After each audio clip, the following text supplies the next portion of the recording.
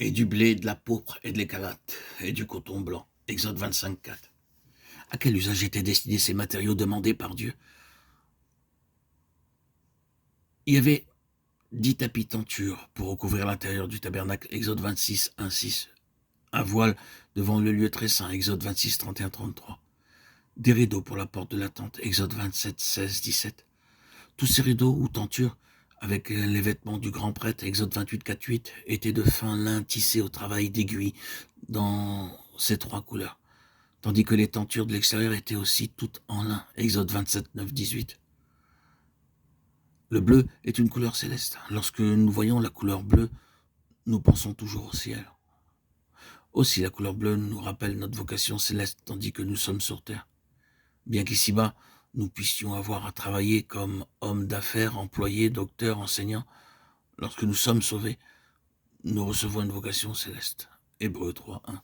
Une vocation céleste et un service céleste sont le privilège de chaque véritable croyant.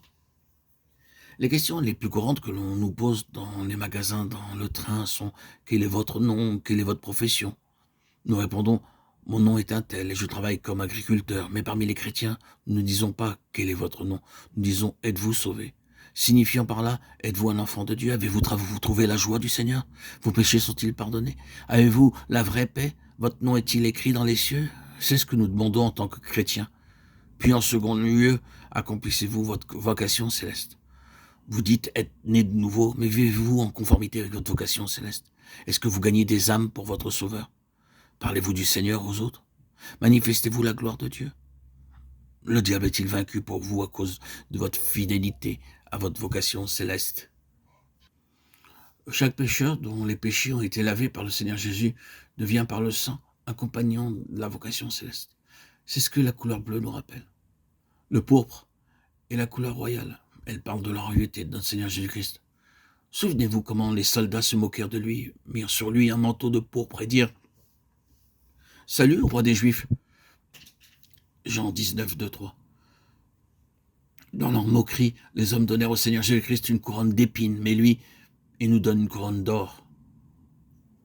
Dans leur moquerie, ils l'habillèrent de pourpre, mais en vérité, lui fait de nous des rois et des princes pour Dieu.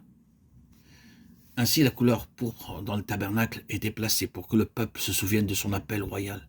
Exode 19, 6. Bien que nous soyons des pécheurs, de misérables pécheurs, Dieu veut que nous devenions des rois et des princes.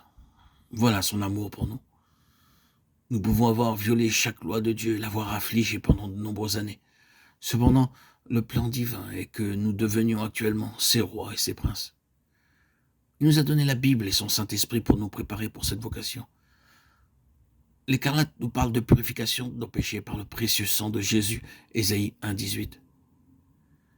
La couleur écarlate déclare « Peu importe le nombre de péchés que vous avez commis. Ils peuvent même être écarlates, là n'est pas la question. Le sang du Seigneur Jésus-Christ peut laver chaque souillure. » Frères et sœurs en Christ bien-aimés, chers amis auditeurs, auditrices, ne laissez pas vos péchés vous maintenir éloignés du Seigneur Jésus-Christ. Venez à lui et confessez-les tous. Son sang est suffisant pour purifier le pire des pécheurs dans n'importe quel endroit du monde. La couleur écarlate nous enseigne que notre Seigneur accueille tous les pécheurs, aussi misérables soient-ils. Luc 15, 2.